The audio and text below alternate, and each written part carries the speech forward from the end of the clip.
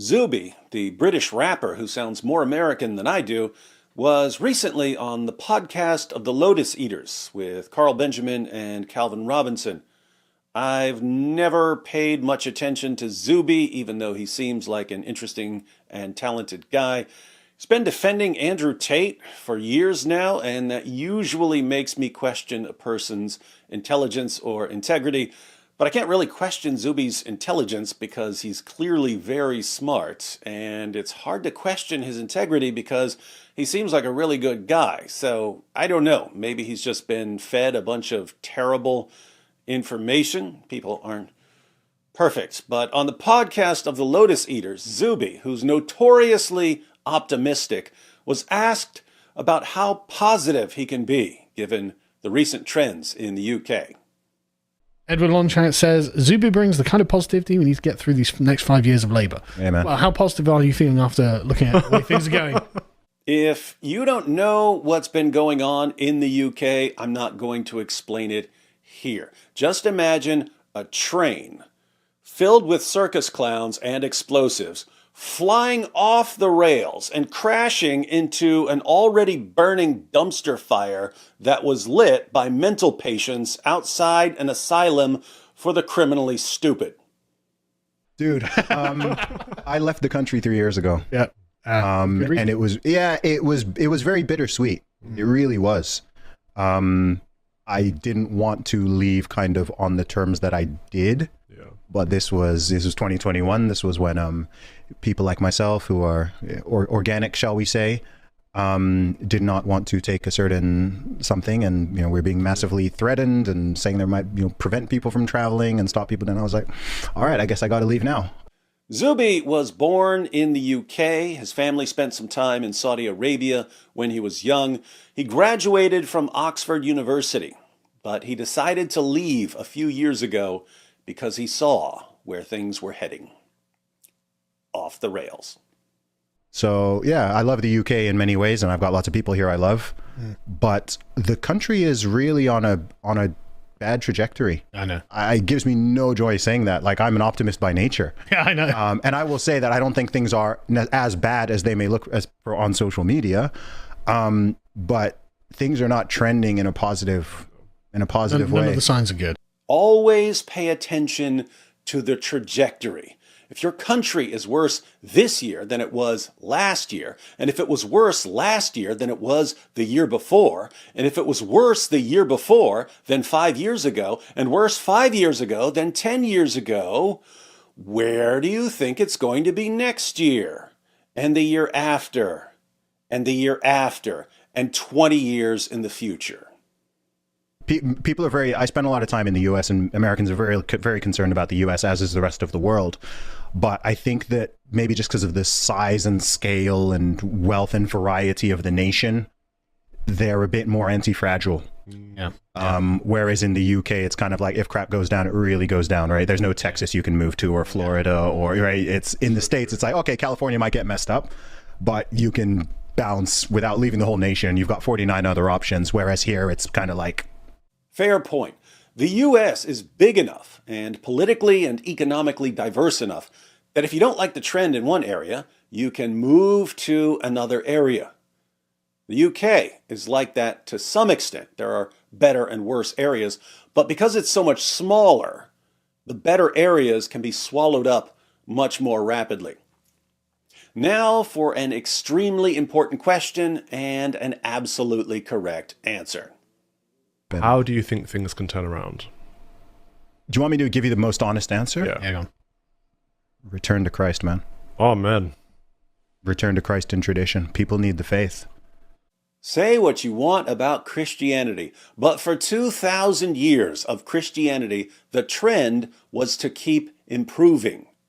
No matter what problems there were, no matter what disagreements or wars there were, people kept making societies better. At any point, you could look around and see all kinds of troubles.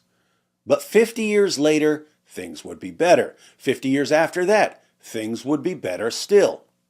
Genuine progress was somehow built into the system.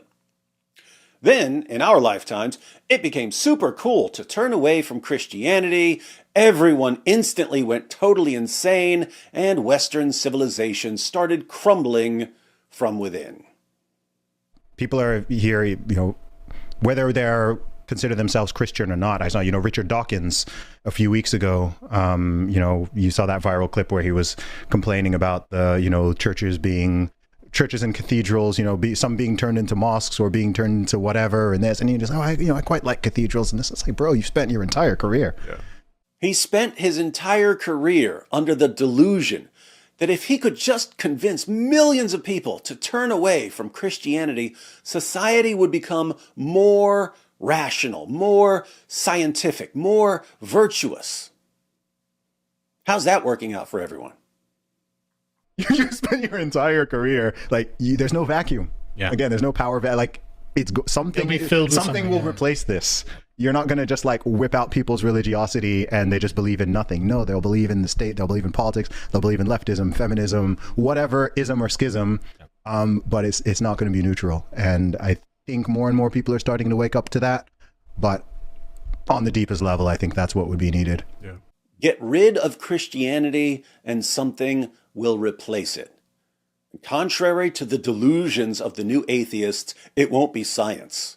It will be an endless array of ideological time bombs. But Zuby has a question for Carl and Calvin. Can I ask you guys both a question? Yeah, of course. And this is maybe you haven't thought about this before, and I'm not even trying to urge you in either direction. I'm just curious as to what your line is. What would it take for you to leave the UK? How bad would it have to get for you to be like, you know what, I'm taking myself and my family and we're going to go somewhere else? How bad would it have to be? How bad has Great Britain become that the question among British people now is, at what point do we consider the entire nation a lost cause and just leave?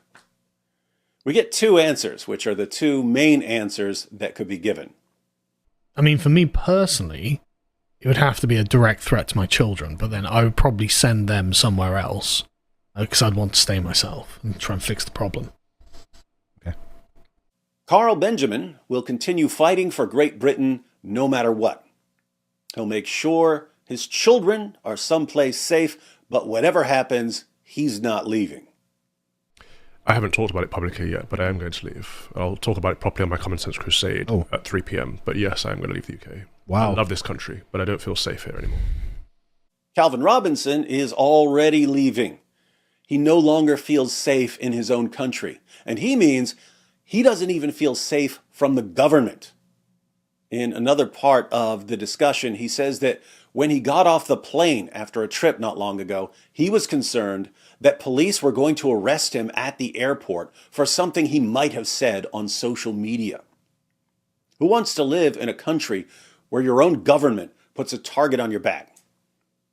I know there are lots of people who would agree with Carl Benjamin here, and others would agree with Calvin Robinson. I say they're both right. It just depends on what you're really after. There are people who need to fight for their country no matter what happens. And there are people who need to say, here's what I want to accomplish in my life, and I don't think I can accomplish it here, so I'm leaving. That's what Zuby did. But whether you're on team stay and fight or on team get out while you can, there's one thing that anyone with a drop of common sense can agree on. Unless there's a massive Christian revival in Great Britain, Americans are going to have to start making room for a lot more pilgrims.